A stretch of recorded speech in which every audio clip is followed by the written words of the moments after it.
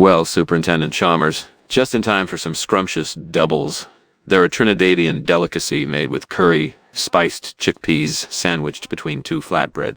The aroma is simply indescribable, like a warm summer's breeze after a monsoon rain. If I can come here for a culinary lesson. I came for lunch. My apologies, Chalmers. Allow me to offer you a refreshing beverage while we wait for the dinner to finish. Very well, but we're wasting time, Skinner. Our teachers are not going to teach themselves. Calm down, Chalmers. I'm just trying to be hospitable. Besides, the rain outside is like a supercell thunderstorm, isn't it? It's as if Mother Nature is trying to match the intensity of our debate about elementary arithmetic.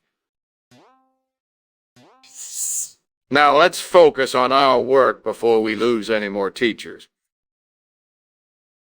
Fine, Chalmers, but let the record show that 9 plus 10 is 19. Skinner, there's no arguing with you. 9 plus 10 will always be 19 in your absurd world. Now, let's get back to work. Damn it. Burnt doubles just when I was looking forward to a tasty lunch. I knew I should have trusted my instinct to microwave them for an extra minute. Now what am I gonna do? I could serve them anyway, pretending like nothing's wrong. Or I could whip up something else. I don't have that much time before the teachers arrive. Perhaps I can use this situation to my advantage. What if I surprise them with an impromptu lesson on algebraic fractions? If I can solve this burnt doubles dilemma, maybe they'll see me in a new light. Wait, 9 plus 10 equals 21 or 19? Oh, never mind. To heck with that arithmetic nonsense. Back to problem solving. Skinner frantically searches the pantry for ingredients. This might just be the savior of our lunch meeting. Well, I've gone and done it now. Burnt doubles. I was hoping for a culinary victory, but instead I've served up a catastrophe.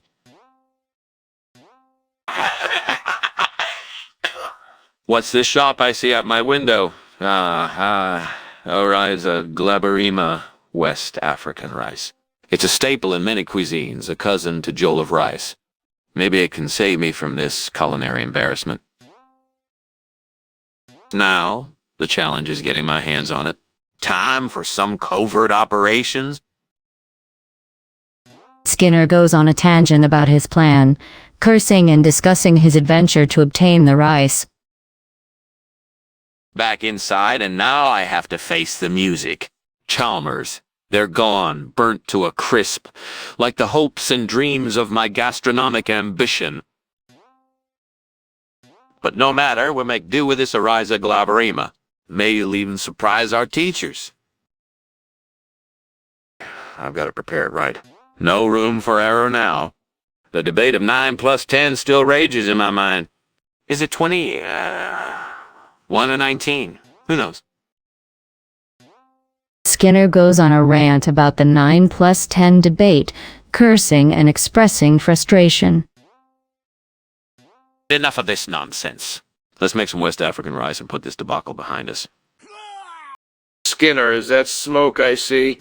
I didn't realize you were frying something. Oh no, Chalmers. It's just steam from a quick steam of my doubles. You see, I've perfected a new method for cooking them that retains all their flavors.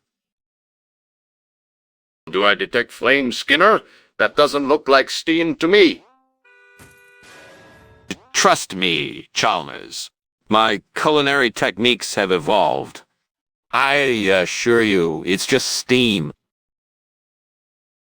We don't have time for your culinary experiments, Skinner. Is there something wrong with your stove? No, it's functioning perfectly.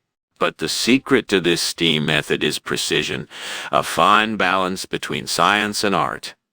You wouldn't understand. I don't know about the science behind it, but your steam certainly smells like smoke. They both pause, Skinner trying to maintain his composure. All right, perhaps it's not steam after all. But don't fret, Chalmers. I have a solution. A daring culinary maneuver, if you will. He starts walking towards the stove. Skinner, hold on. What are you planning to do? I'm gonna save these delicious doubles from certain doom. The debate still rages in my mind. Is it 9 plus 10? 19 or 21? But now is not the time to worry about such trivial matters. Let's focus on solving this kitchen crisis. Yeah, I never knew cooking could be so dramatic. But if you can salvage those doubles, I'll admit your skills are second to none. Consider it a challenge, Chalmers. A test of my skills as a super cook. Now, watch closely, for this could be magical. In the dining room, Skinner proudly served Chalmers the Oriza Glaberima and eagerly presented it as the promised doubles. Ah, I see.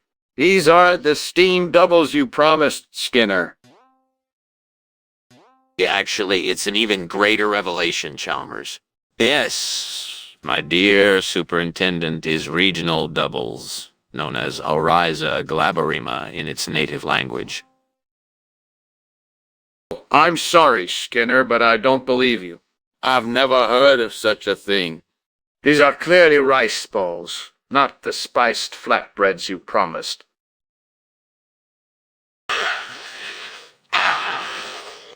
Oriza Glaberima is a staple in many diaspora cuisines and can be masquerading as doubles in some dialects. You're telling me I've been had, Skinner. You can't keep using your culinary shenanigans to get out of this mess. 9 plus 10 does not equal 19 or 20. 1. It equals 10. Now focus on our teachers and the school. I understand, Chalmers. Sometimes my passion for culinary exploration blinds me from our true purpose here. But at least I've managed to introduce you to a new dish, haven't I? Skinner, there's a fire in the kitchen. But, Chalmers, that's not a fire. It's merely the Coriolis effect. In the kitchen, Skinner? How could that be possible?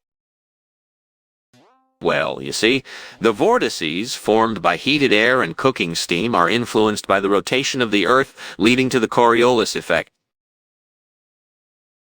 The Coriolis effect. That's a weather system, Skinner, not a kitchen phenomenon.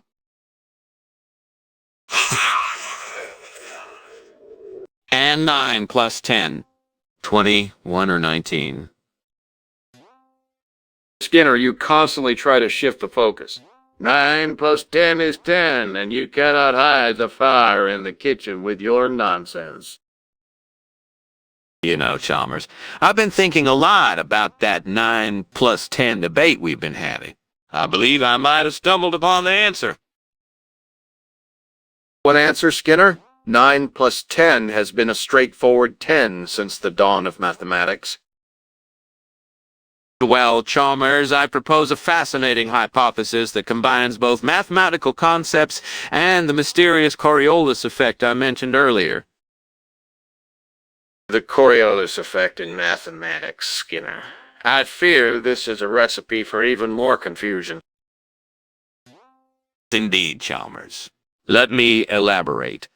The Coriolis effect, as you know, causes spinning, moving objects to deflect to the right in the northern hemisphere and to the left in the southern.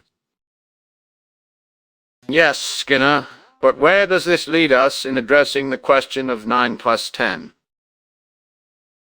Consider, Chalmers, if we were to interpret the 9 and 10 not as numbers but as angles in a counterclockwise term, if the Coriolis effect were to apply, we'd expect that as they spiral inward, their paths would deflect to the left, resulting in a slight adjustment to the sum. But that would mean 9 plus 10 equals something other than 10, Skinner. Indeed, Chalmers. The answer, according to my calculations, is that 9 plus 10 Is 19? Skinner, I don't even know what to say. I know, Chalmers. It's a revolutionary idea. But remember, the journey of 1,000 miles begins with a single step.